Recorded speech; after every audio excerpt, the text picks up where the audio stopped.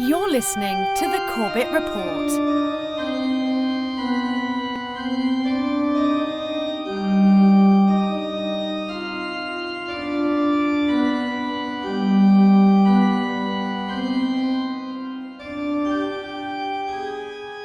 David Rockefeller, last surviving grandson of oligarch John D. Rockefeller, is dead.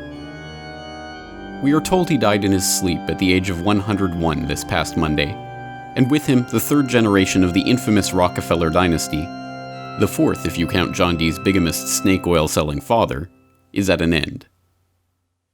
So what does it mean? How do we measure the life of someone who has shaped the modern world to such an extent? One measure of a man, some would say, are the friends that he leaves behind. In that regard, consider the people who are now stepping forward to pay tribute to David Rockefeller and his legacy. Like the Clinton crime family. David Rockefeller was a consummate businessman, a great humanitarian, and a serious scholar. He was a kind, good man to all who met him. Hillary and I are grateful for his friendship and his remarkable life.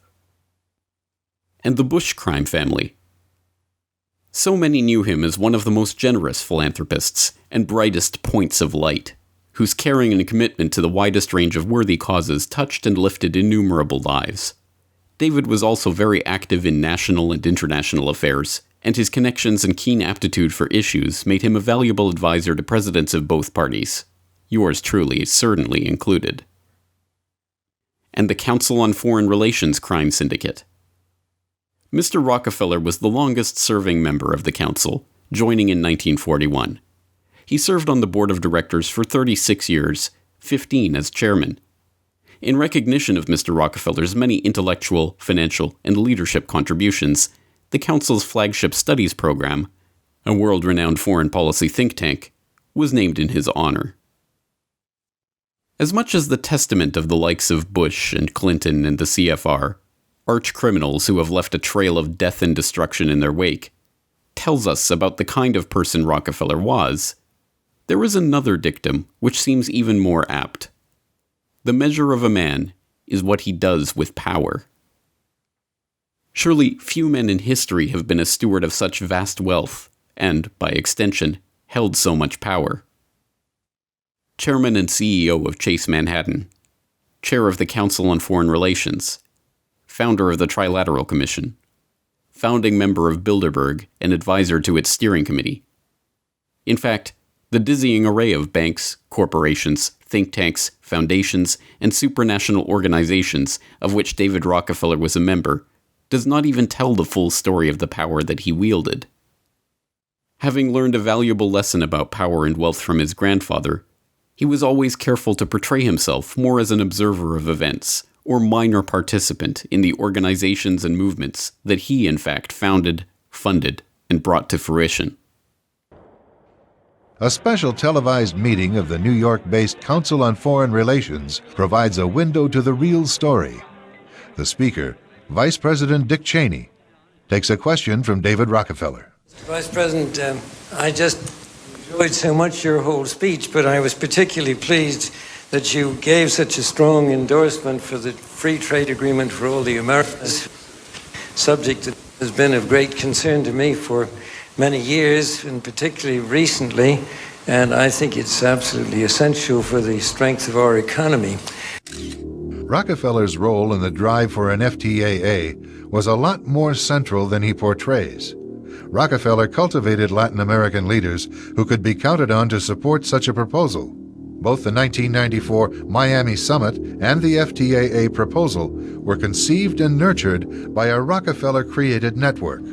Prominent among the organizations sponsoring the Miami event were the Council of the Americas, founder and honorary chairman David Rockefeller, the Americas Society, chairman David Rockefeller, the Forum of the Americas, founder David Rockefeller, the Institute for International Economics, financial backer and board member David Rockefeller, the Trilateral Commission, founder and honorary chairman David Rockefeller.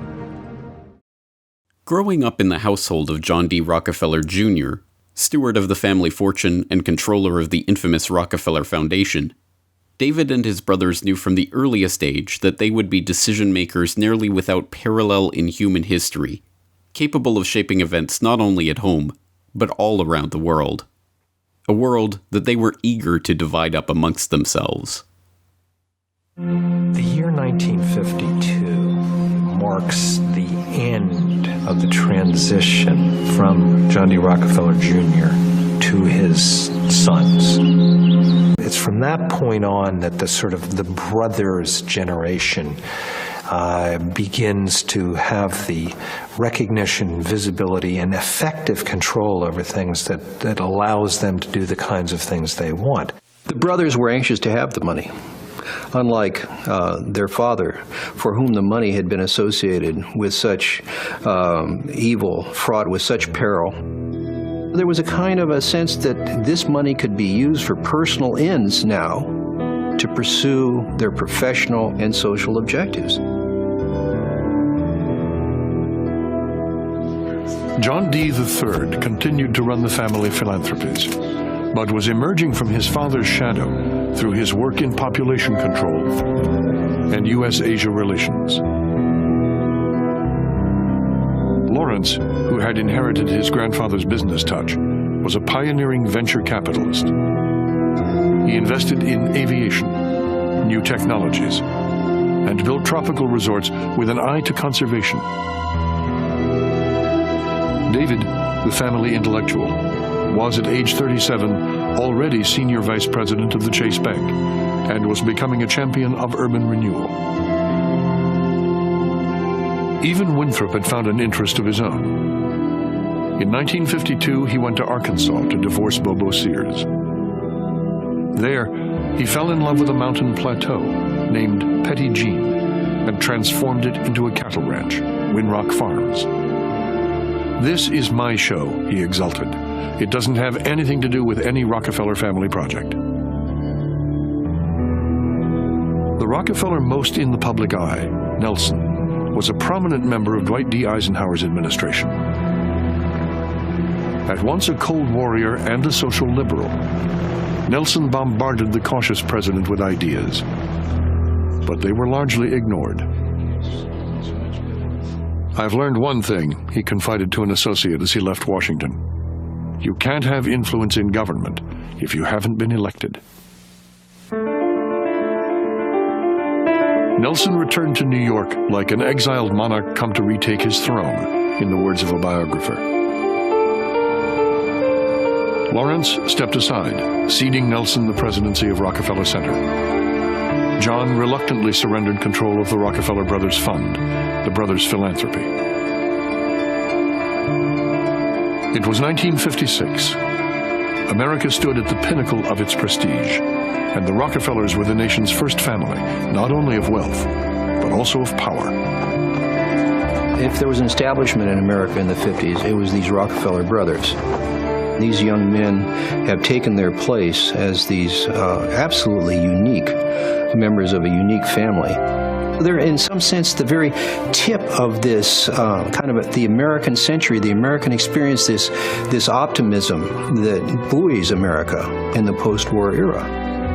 They were in many ways at the center of business life, conservation life, environmental life, political life.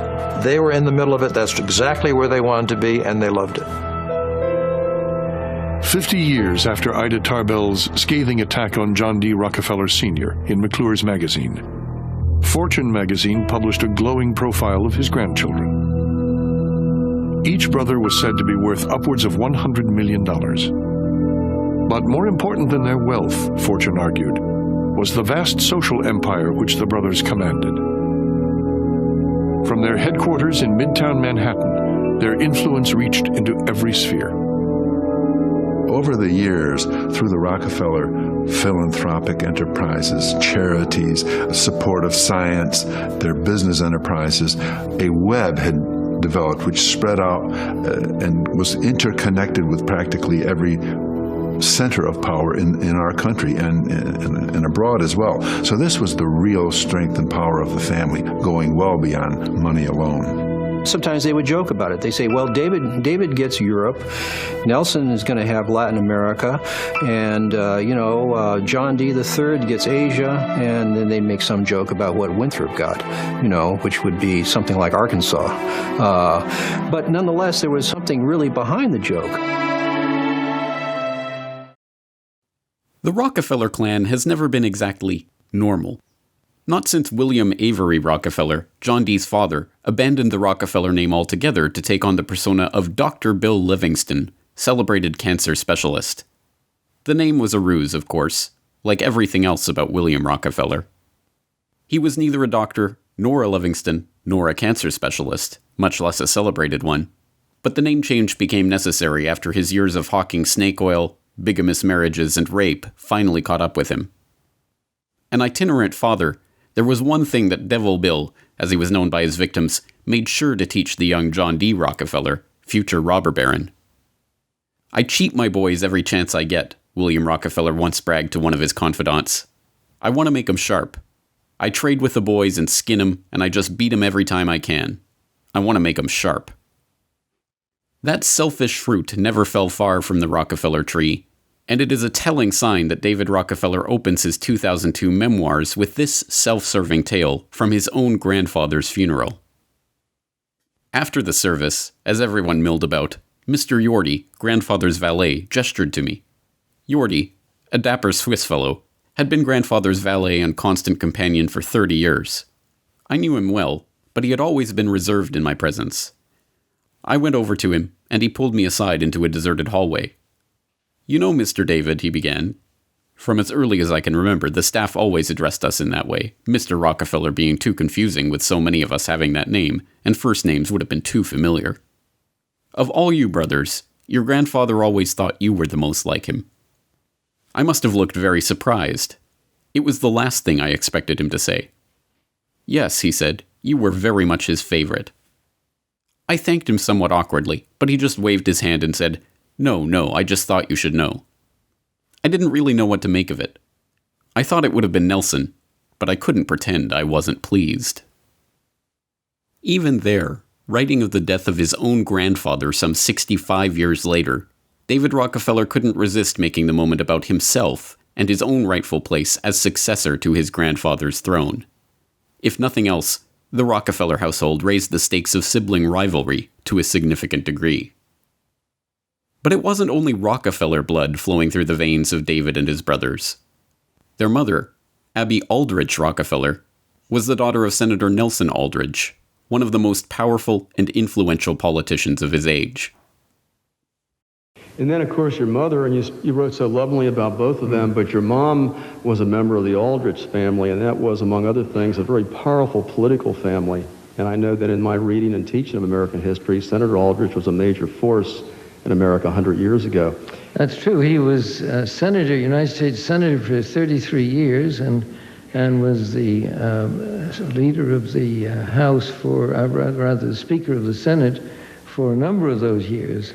So he did play an important role in American foreign and domestic policy during that period. Unfortunately, he died, as did we did 3 of my 4 grandparents the year that I was born, so I never met him. But my mother greatly admired him and traveled with him a great deal, and I always felt very proud of what he did in the Senate. David's brief description glosses over the truly central importance of Senator Nelson Aldrich, referred to by many as the general manager of the nation. As a key figure on the influential Senate Finance Committee, Aldrich oversaw the nation's currency. It was in this capacity that he presided over a secretive Jekyll Island conclave with the nation's richest and most powerful banking interests in 1910. As outlined in Century of Enslavement, the history of the Federal Reserve, it was that meeting, undertaken in complete secrecy and hidden from the public until decades after it took place, that eventually gave birth to the Federal Reserve System itself. Indeed, it is in the marriage of John D. Rockefeller Jr.'s wealth and business influence with Abby Aldrich's banking and political influence that we can best understand the world-conquering dominance of the brothers' generation of the Rockefeller clan. Their entire lives, David and his siblings were enveloped in the cocoon of wealth that came with their Rockefeller-Aldrich heritage. never without the assistance of the army of valets, nurses, chambermaids, and servants that were available to attend to their every whim. Even their childhood games were played in the secure comfort of luxury. David and his brothers would roller skate up Fifth Avenue to school every morning, closely followed by a chauffeured car in case they got tired. With seemingly no irony or sense of the absurd, young David delivered Thanksgiving food baskets to poor families in Harlem as part of a school project, accompanied by a liveried chauffeur in full uniform who handed him the baskets so he could present them to the poor. It was from within this pampered bubble of unreality that David Rockefeller began to form his understanding of the world and his own place in it. When he went to college, there was no question that he would attend the most elite. He studied English history and literature at Harvard, earning his bachelor's degree in 1936, began his graduate studies in economics at the London School of Economics, and in 1940 completed his PhD at the University of Chicago, the school his grandfather had founded. To the surprise of no one, least of all David himself, the University of Chicago Press dutifully published its founder's grandson's thesis on unused resources and economic waste, and the young heir to the Rockefeller throne was then given a position as a secretary in New York Mayor LaGuardia's office. Pressed on the matter, LaGuardia insisted that David was just one of 60 interns working for him and was given no special treatment. He neglected to mention that this particular intern was given the use of the deputy mayor's office. It was also no surprise that, enlisting in the army in 1943, Rockefeller was promptly promoted to captain and assigned to military intelligence, where he drew on his family's own international network of contacts to set up a political and economic intelligence unit. After finishing school and marrying Peggy in 1940, then you became part of the military during World War II. If I'm not mistaken, weren't you down here briefly in Miami? I was. As a matter of fact, after my basic training, I was sent here to the Guard and Administrative Attachment of the Latin American Intelligence Unit that was based in Miami. So I remember my principal responsibility was guarding the property of the Firestone estate, where the principal threat, as far as I could see, was falling coconuts. But luckily, I was never hit by one. And that marvelous estate sat where the Fontainebleau is today. In fact, when they built the Fontainebleau in the early to mid-50s, they built it around the estate, then they leveled the estate. Right. That's a pretty nice tour of duty, actually. Well, that's true. It was. Really. Stationed in North Africa, and eventually France, David again drew on family contacts to set up a military intelligence unit. Predictably, he also used the excuse to secure business opportunities for himself. As he himself relates in his own memoirs, men of my generation often refer to their military service as good or bad. I had a good war. I had been confused and apprehensive at first, but soon learned to adapt, and then how to use my newly acquired skills effectively for the benefit of my country. I look back at the war years as an invaluable training ground and testing place for much that I would do later in my life. Among other things, I discovered the value of building contacts with well-placed individuals as a means of achieving concrete objectives. This would be the beginning of a networking process that I would follow throughout my life. World War II had left tens of millions dead, Europe a smoldering pile of rubble, and much of the world in disarray. But it had taught David Rockefeller about networking, so it was a good war. Unsurprisingly, his key networking opportunity during this period came in the form of his own uncle, Winthrop Aldrich. Uncle Winthrop, as David knew him, was his mother's beloved younger brother and the chairman of Chase National Bank, whose largest shareholder was David's father, and which was popularly known as the Rockefeller Family Bank. Winthrop, we are told, just happened to be traveling through Paris right before David was recalled to Washington and offered him a career at the bank. Meanwhile, David's good war was drawing to a close, and his older brothers were busy working to secure a permanent world capital in New York City. Arriving in New York to choose United Nations headquarters, delegates from 7 nations are welcomed by Grover Whalen. They must choose a site within the New York or Boston areas. The committee called calls on President Truman at the White House before proceeding to inspect locations.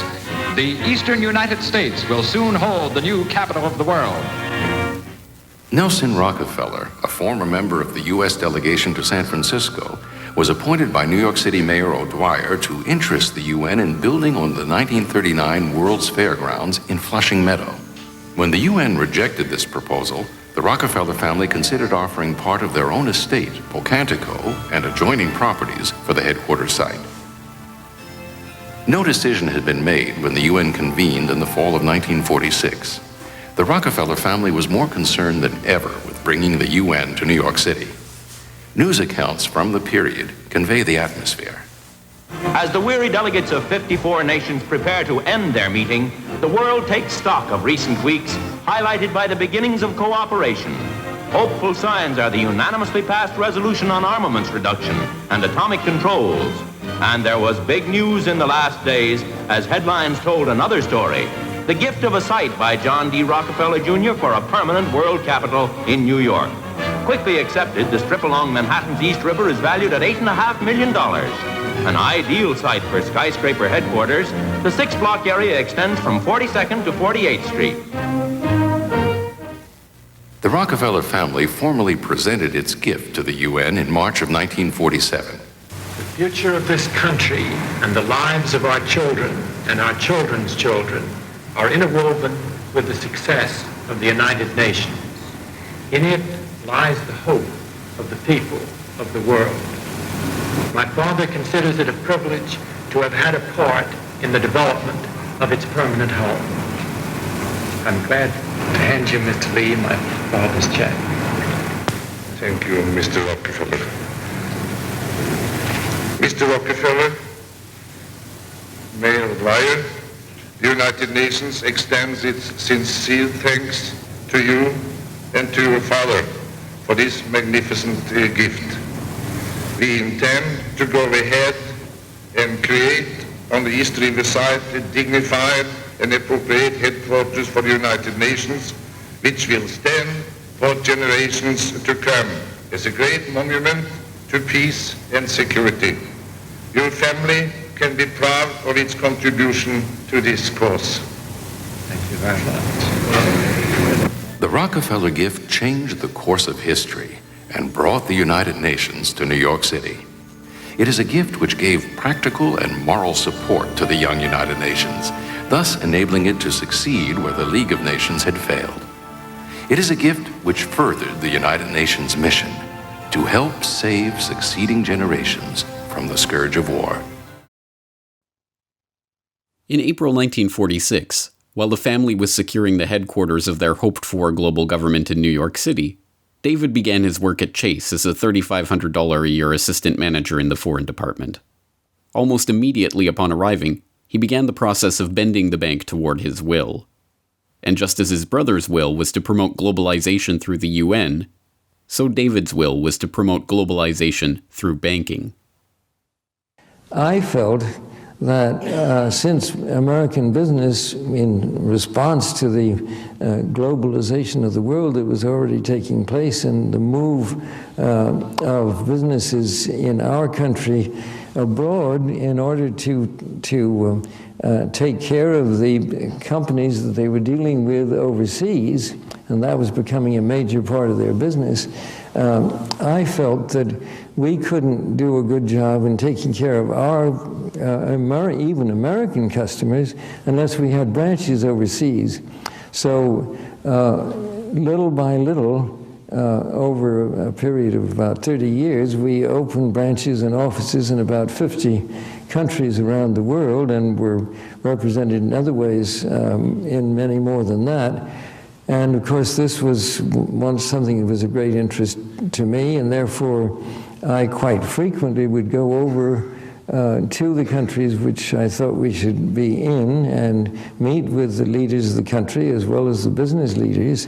And this, of course, is essentially the way that I happen to know as many people as I do around the world. And I feel that that was certainly one of the best things I did for the bank.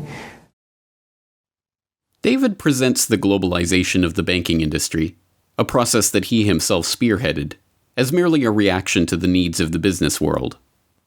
But it is impossible to separate the business interests of his bank from his own business interests, or that of his personal network of family friends. And, as with so much else in David Rockefeller's world, both these business and personal interests converged at the globalist ideology which motivated him throughout his life.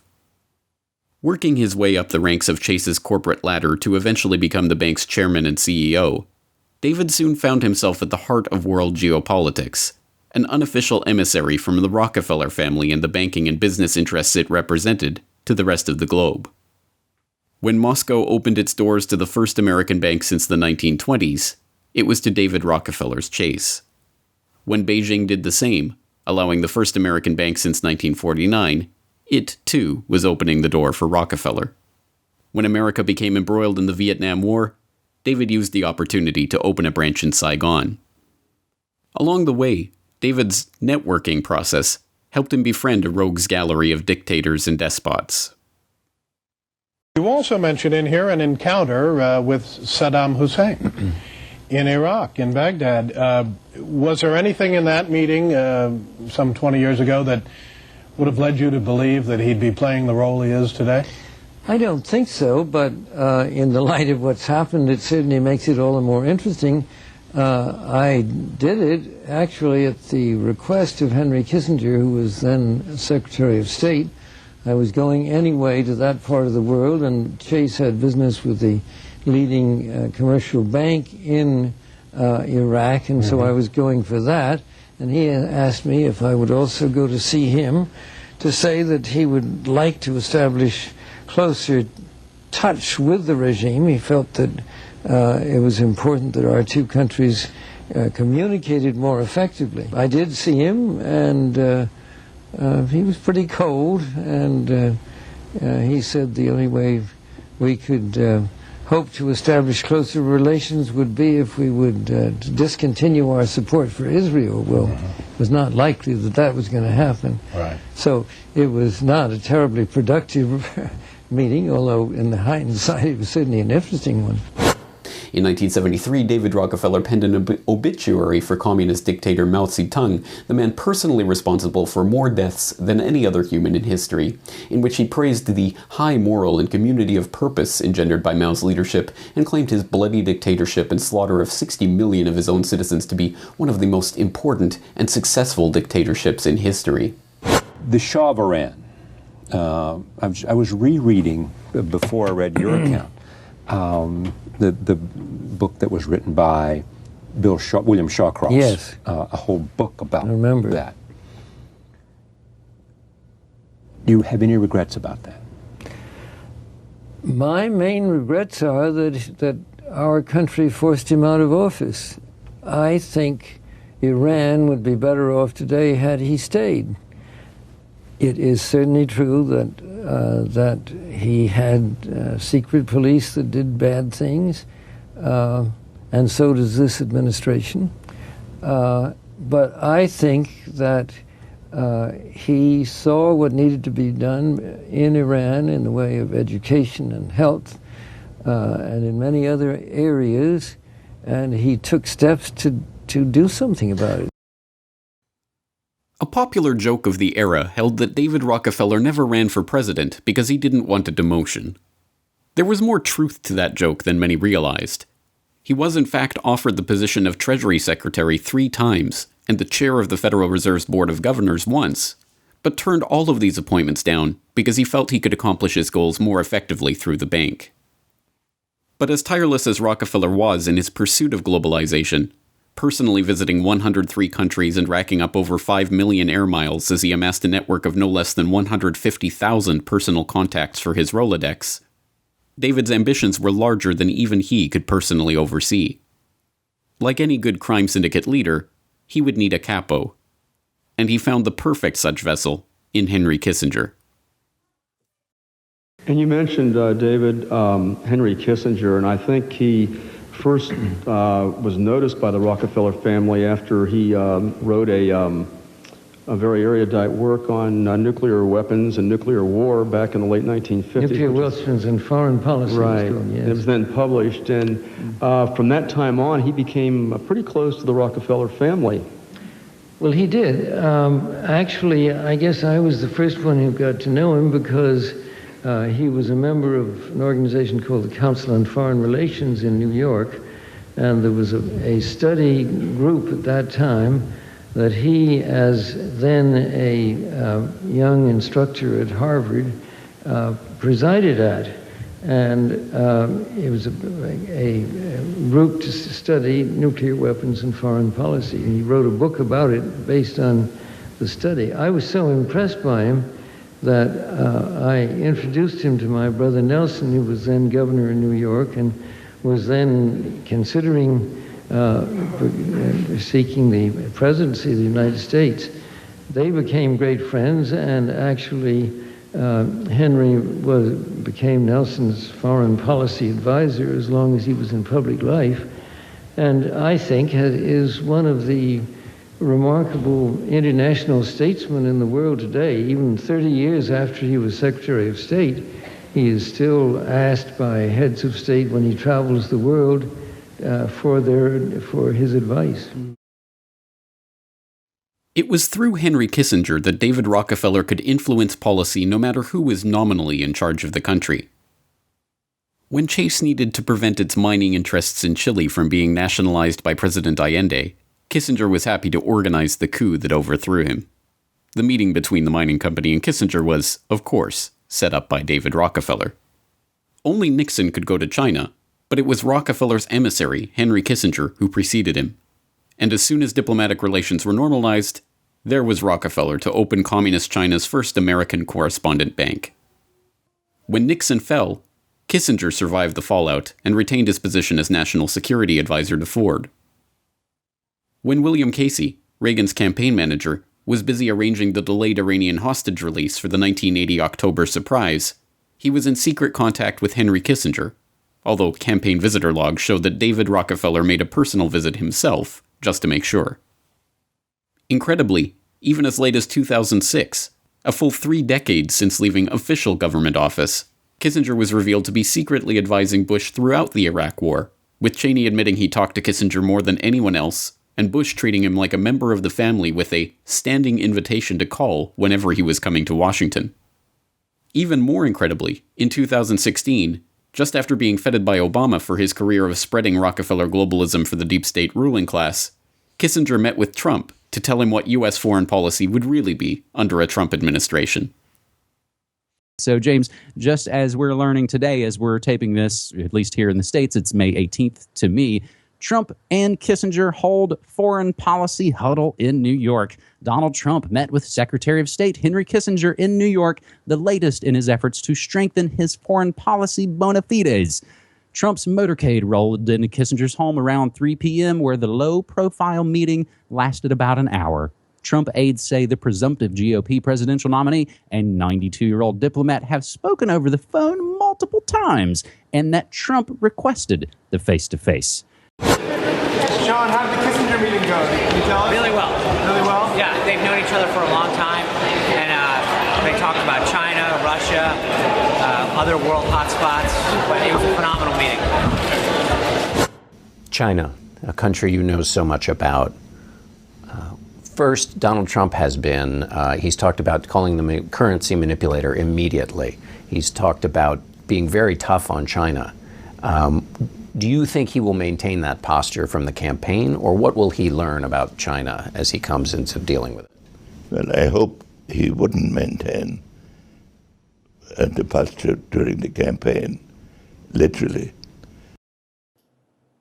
There is the impact of globalization, and I wrote minor things about that earlier. Not enough attention was paid to the fact that it was bound to have winners and losers, and that the losers were bound to try to express themselves in some kind of political reaction. In my view, in the present situation, one should not insist on nailing him into positions that he had taken in the campaign, on which he doesn't insist. If he insists on them, then of course disagreements will become expressed. But if he develops another program and leaves the question open of what he said in the campaign, one should not make that the decisive element. You're saying very nicely that we should welcome some flip-flops. I think we should. Of course, Rockefeller and his network did not put all of their globalist eggs in the Kissinger basket. Instead, David Rockefeller was the founder, funder, chairman, director, or board member of a dizzying array of organizations that he used as fronts to advance his business and political agendas around the globe. When he needed to pry open Latin America for Chase, he founded the Council of the Americas. When he wanted to expand NAFTA into a free trade agreement covering the entire Western Hemisphere, he used the Council, as well as a number of other organizations he personally founded and funded, to push for the free trade area of the Americas. When he wanted to shape the reconstruction of Europe in the wake of his Good War, he sat on the committee that created the Marshall Plan, which eventually directed $13 billion of U.S. taxpayer money to Rockefeller and his corporate cronies. When he wanted to do the same in Japan, he chaired the Japan Society that his brother had founded. He funneled U.S. trade with the Soviets in the depth of the Cold War through Chase via the U.S.-USSR Trade Council that he founded and directed. And, as always, there were the unimaginable resources of the overlapping family philanthropic organizations whose boards he sat on, and whose resources he could direct to benefit his own agenda. The Rockefeller Brothers Fund, the Rockefeller Family Fund, the Rockefeller University, and a host of similar bodies. But there were other, more secretive groups that Rockefeller helped to found or direct, and that draw their membership from the highest reaches of business, finance, government, and even royalty. Groups so secretive that their very existence was denied for decades. Groups like the Council on Foreign Relations. Although the CFR, from its founding in the wake of World War I, had been largely directed by interests connected to J.P. Morgan, the Rockefellers had been warm to the Council and its interests from the beginning. The Rockefeller influence on the CFR rose when David joined as a member in the 1940s, and by the time he became the director of the organization in 1970, the takeover was complete. Here is the Council's annual report published in 1978. The organization's membership list names 1,878 members. And the list reads like a who's who in America. 10 CFR members are U.S. senators. Even more congressmen belong to the organization. Sitting on top of this immensely powerful pyramid, as chairman of the board, is David Rockefeller. As you can see from this page in the CFR annual report, 284 of its members are U.S. government officials. Any organization which can boast that 284 of its members are U.S. government officials should be well known. Yet most Americans have never even heard of the Council on Foreign Relations. One reason why this is so is that 171 journalists, correspondents, and communications executives are also CFR members, and they don't write about the organization. In fact, CFR members rarely talk about the organization inasmuch as it is an express condition of membership that any disclosure of what goes on at CFR meetings shall be regarded as grounds for termination of membership. Even more secretive and exclusive was the Bilderberg Group, founded in 1954 by Prince Bernhard of the Netherlands. Meeting annually, the group has brought together the world's richest and most powerful bankers, corporate heads, government officials, and royalty from Europe and North America for the past half-century. From the beginning, the conference was an incredibly exclusive affair, and one in which the utmost secrecy was demanded from its participants. Only 73 people attended that first meeting in 1954, including Prince Bernhard, several members of parliaments of various European nations, foreign ministers, the former Prime Minister of France, the director of J.P. Morgan, the chairman of Unilever, and other international power players. From within that 73, 10 rapporteurs were selected to introduce the talking points on the agenda and lead group discussion, including, of course, David Rockefeller. Over the 63 years of its existence, the group has hosted discussions that have given birth to the European Union, and, later on, the Euro, planned the 1973 oil crisis, and set the timetable for the 2003 invasion of Iraq, amongst many other things. The group itself has lived in nearly total obscurity for much of that time, guarded from discovery by the publishers and editors of mainstream media organizations that dutifully complied with the meeting's demand for secrecy from attendees. It wasn't until independent internet-based media outlets began covering the meetings in recent years that the group was forced to start an official website, and conference minutes and even recordings of the very first Bilderberg meeting have been leaked online. You may wonder why I have asked you to come here. I have in mind a completely frank and open exchange of views, and this is ensured to you, and it is essential for our success. There is no verbatim quotation of anybody, and there's no press, so you're quite free to let yourselves go, if I may say so. Although as founding member, rapporteur, and steering committee advisor, David had remarkable control over this, one of the most exclusive and powerful organizations in the world. Remarkably, even that was not good enough for him.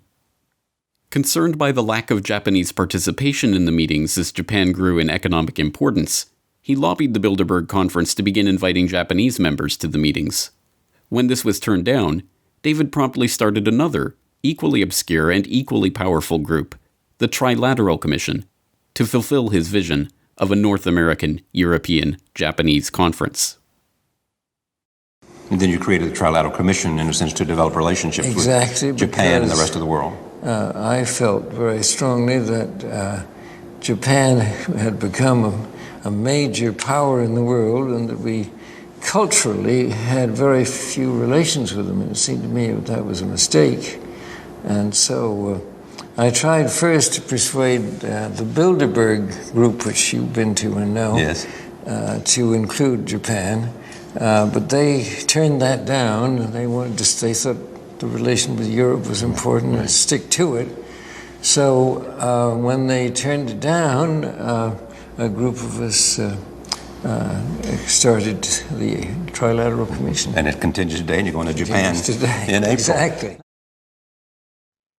Although once again David downplays both his role in the Trilateral Commission and its ultimate significance, it is in fact another group of powerful individuals, including multiple members of every American presidential administration since its founding in 1973, meeting in nearly total obscurity to push Rockefeller's globalist agenda. Well, the Trilateral Commission, as I mentioned, was started in 1973 by David Rockefeller and Zbigniew Brzezinski. And Brzezinski's book, Between Two Ages, I believe is what really brought Rockefeller to the table at least to pick up Brzezinski as a co-founder of the Trilateral Commission. The subtitle on his book was America's Role in the Technotronic Era. I found out just after I started studying technology that what he meant by the technotronic era was essentially technocracy. It's what we have today. You have to go back and read the book to find that out. But when they got into operation, the first thing they did was to put forth a presidential candidate. That was, of course, remember, they had all the money in the world to put at it, too, with Rockefeller and everybody else around him. They picked up Jimmy Carter and Walter Mondale as president and vice presidential candidate, got him elected in 1976, the pair of them. Carter then proceeded to sweep into office 1/3 of the membership of the American members of the Trilateral Commission into his top cabinet positions, and a lot of them went into the State Department too.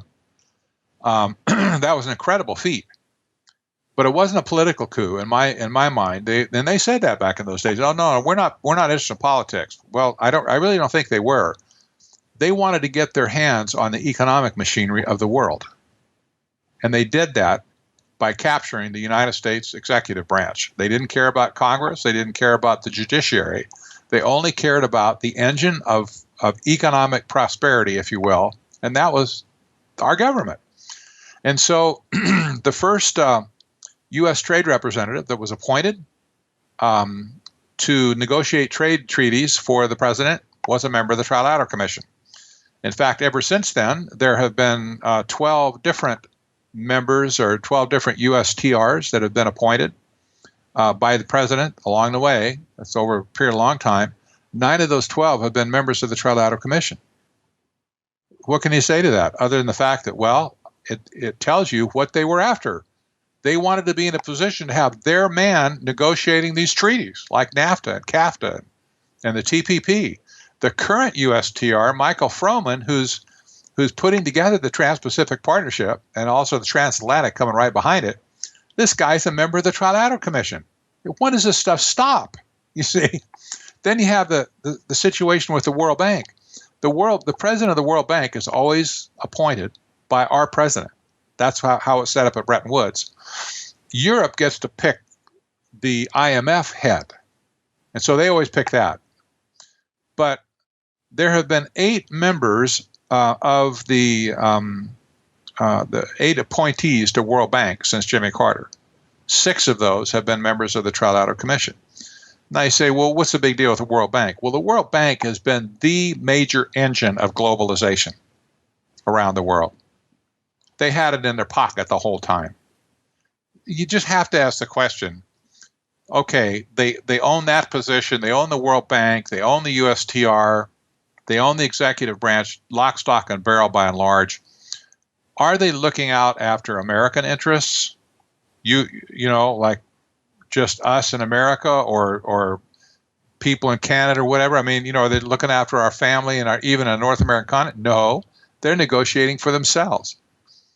And what are their goals? Well, they said originally to create a new international economic order. The Rockefeller fortune, a worldwide network of contacts, the Chase Bank, CFR, Bilderberg, and the Trilateral Commission. If the measure of a man is what he does with power, then it should be remarkably simple to take the measure of David Rockefeller. So what precisely did he do with all this power? This is no great secret. He made no effort whatsoever to hide his aims or intentions, as he himself freely admitted in his 2002 memoirs. Some even believe we are part of a secret cabal working against the best interests of the United States, characterizing my family and me as internationalists, and of conspiring with others around the world to build a more integrated global political and economic structure. One world, if you will. If that is the charge, I stand guilty, and I am proud of it. But the ultimate consolidation of power, the one world government to be ruled, inevitably, by the Rockefellers and their ilk, is only one half of this dark tale.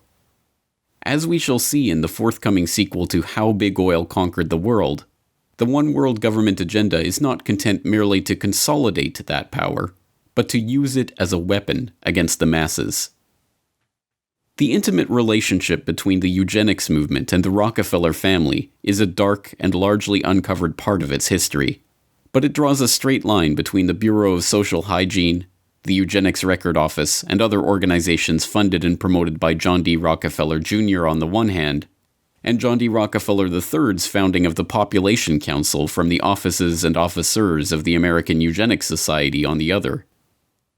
It is the story of a pseudoscientific mania that swept the corridors of power in early 20th century America.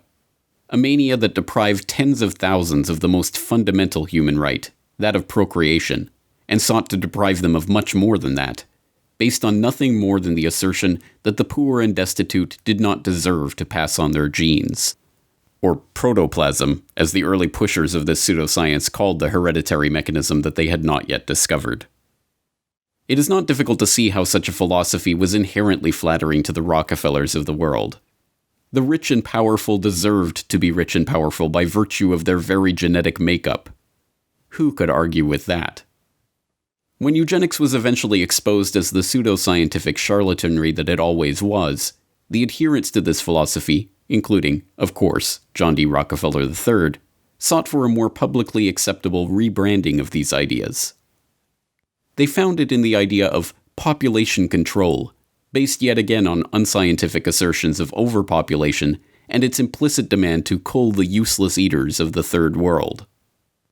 And, as always, there was David Rockefeller. And John D. Rockefeller III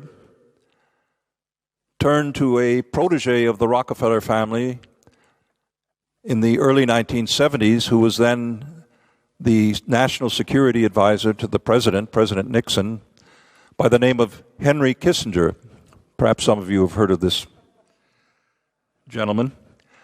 And Kissinger was commissioned to do a top-secret study called NSSM 200. Later in the 1990s, this was in 1974, in the 1990s it was finally declassified from top secrecy, and people could read what was in there. But it became, on the signature of President Gerald Ford, it became official U.S. government policy for the first time to impose population reduction on what Kissinger called developing countries where they have rapid population growth and rich raw material resources that the West needs to fight the Cold War, oil, metals, rare earth metals, whatever. So Kissinger argued that these rapid population increases will create population that will demand of their governments that they get a share of the pie, that they have an economic development. Well, what an obscene thing for populations to demand economic development, a good standard of living, adequate food, shelter, and so forth. We can't allow that to happen, so we have to reduce populations. And herein lies the dilemma that we all face. Let me illustrate. Improved public health has caused the world's infant mortality rate to decline by 60% over the last 40 years. In the same period, the world's average life expectancy has increased from 46 years in 1950s to 63 years today. This is a development which, as individuals, we can only applaud. However, the result of these positive measures is a world population that has risen during the same short period of time geometrically to almost 6 billion people and could easily exceed 8 billion by the year 2020. The negative impact of population growth on all of our planetary ecosystems is becoming appallingly evident. So let us measure the man, then, on how he used his power. Worse even than the tyrant who openly rules by decree is the manipulator who rules in the shadows. Worse than the miser is the philanthropist who directs his gifts to favor his own interests. Worse than the open enemy of humanity is its false friend. So it should be no surprise, then, that David Rockefeller has been handsomely rewarded for his lifetime of service to the clique of powerful globalists with whom he and his family have conspired for generations. And the Rockefeller family's commitments to the United Nations did not end with this exceptional gift. It continues to the present day, and it is personified by David Rockefeller, whom we honor for his dedication to democratic principle, for his dedication to development, and for his dedication to international peace.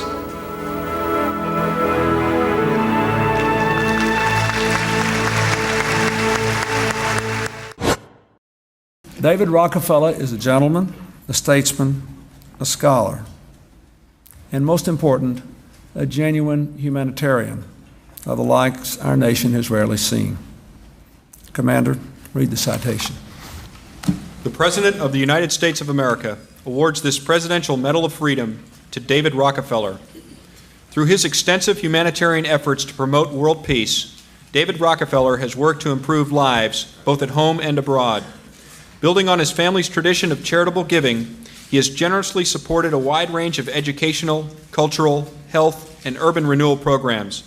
As co-founder of the International Executive Service Corps, he has recognized the duty and responsibility of the private sector to a world in need. His creation of and support for the Trilateral Commission has provided a unique forum for communication and problem solving by world leaders. Philanthropist, businessman, community servant, and exemplary global citizen, David Rockefeller has earned our enduring respect and heartfelt thanks.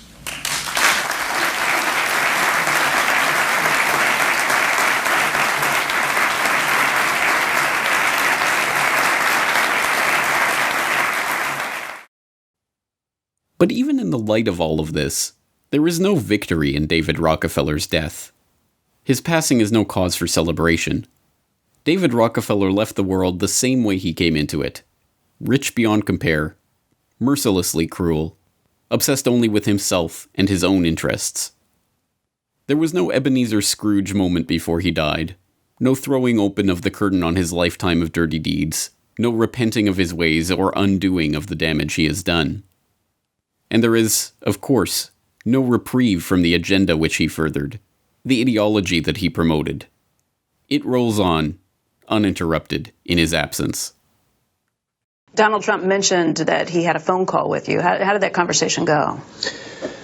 I had an opportunity to talk to him about innovation. A lot of his message has been about things where he sees things not as good as he'd like, but in the same way that President Kennedy talked about the space mission and got the country behind that, I think that whether it's education or stopping epidemics, other health breakthroughs, finishing polio, and in this energy space, there can be a very upbeat message that his administration is going to organize things, get rid of regulatory barriers, and have American leadership through innovation be one of the things that he gets behind. And of course, my whole career has been along those lines, and he was interested in listening to that, and I'm sure there'll be further conversation. No, David Rockefeller's death is no cause for celebration. But there is something worth celebrating. The people who are rising up across the globe to identify and expose the David Rockefellers of the world. The increasingly energized masses who are learning about the CFR, the Bilderberg Group, the Trilateral Commission, the works of these so-called philanthropists, the real agenda of these global governmental organizations. Those citizen journalists who, armed with nothing more than a camera and an internet connection, are pulling back the curtain and revealing the Wizard of Oz for what he truly is. Rockefellers, come back. We don't want your New World Order, you know? Leave Chile right now. Leave Chile. You are not... You're killing a lot of people! You're killing a lot of people!